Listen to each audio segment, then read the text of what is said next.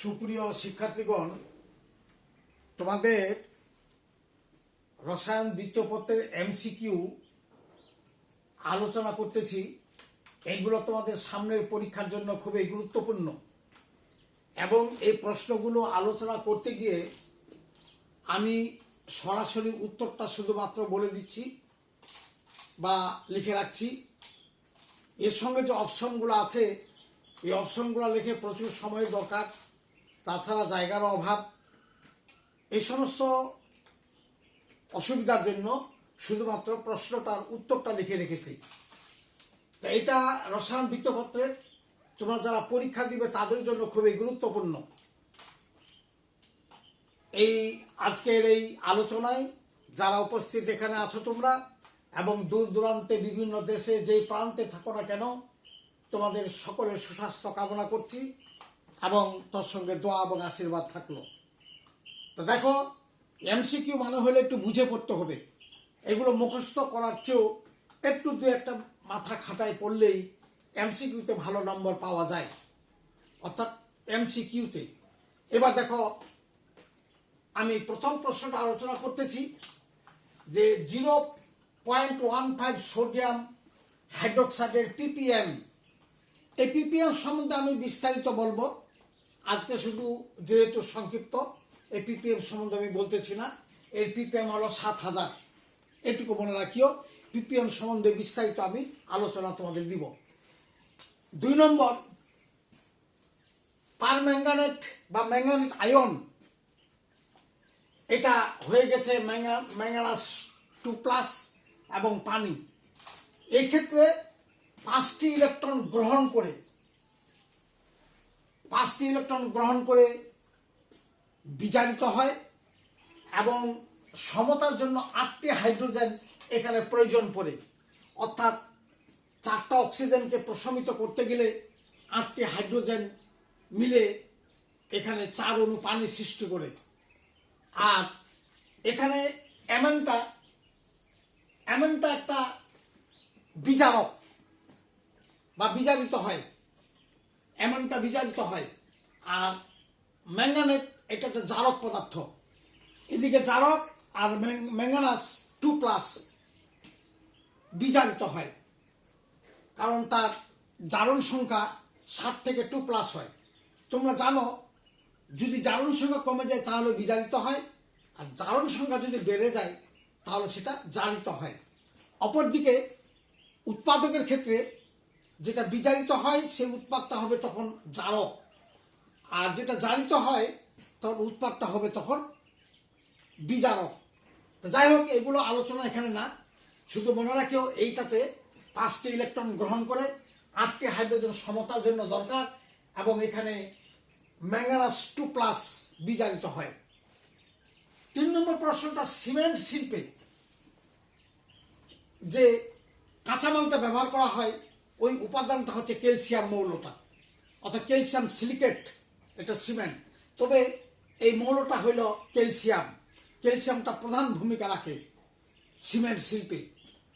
আর 4 নম্বরটা হইল, এখানে দুটো বর্তনী আছে, এটাতে জিঙ্ক অ্যানোড আছে এবং জিঙ্ক সালফেট দ্রবণ, আর একটা বর্তনীতে কপার সালফেট আছে, কপার দ্রবণ এবং কপার দণ্ড, এটার সঙ্গে সংযুক্ত করা হয়েছে অ্যামেড দিয়ে এবং এখানে একটা সল্ট ব্রিজ আছে।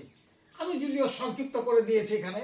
তো এখানে এই জিঙ্ক দণ্ড এখানে জারণ ঘটে, আর কোষটির সংকেত হচ্ছে জারণ zinc plus zinc oblique zinc 2+ জারিত জারণ অঞ্চল।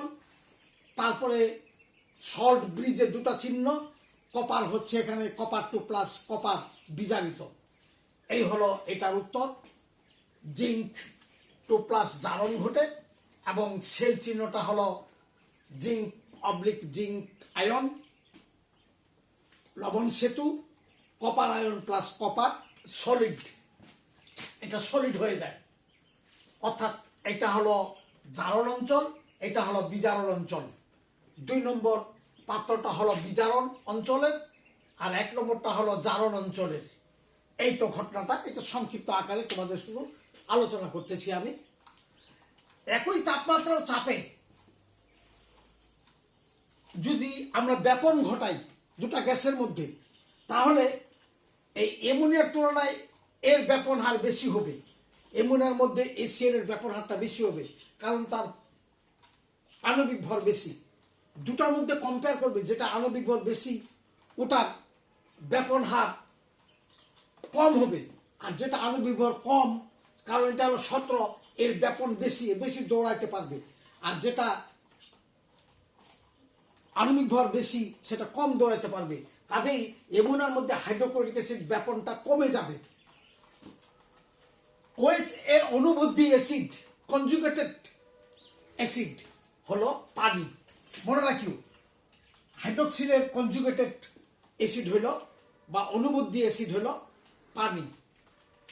4 গ্রাম হাইড্রোজেনের ভ্যান ডার ওয়ালস সমীকরণটা হইল P+4A divided by P+4A divided by V square into V minus 2B equal to 2RT। তারপরে এখানে n এর মান হচ্ছে 2, তাহলে এখানে n স্কোয়ার মানে 4, V স্কোয়ার, এখানে n হলো টুয়াইস B মানে V মাইনাস 2B, আর এখানে হলো 2RT, কারণ n এর মান যেহেতু এখানে 2। কেননা এই 4G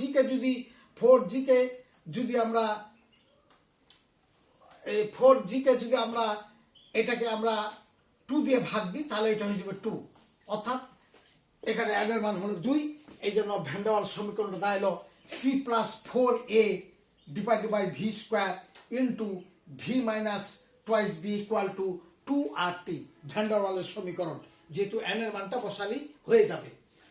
এবার CH3CH2Cl অর্থাৎ প্রোপাইল ক্লোরাইড, এটাকে যদি উত্তপ্ত করা যায়, দেওয়া যায়, এই এটা কি হবে?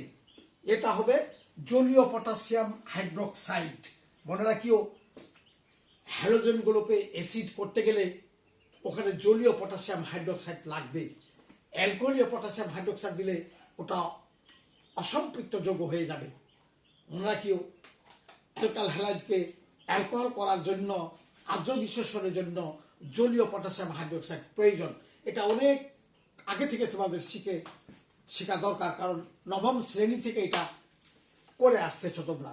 যাই হোক, CH3CH2 অর্থাৎ এটা হলো 1, 2, 3 এবং 4, এটা হলো বিউটানন।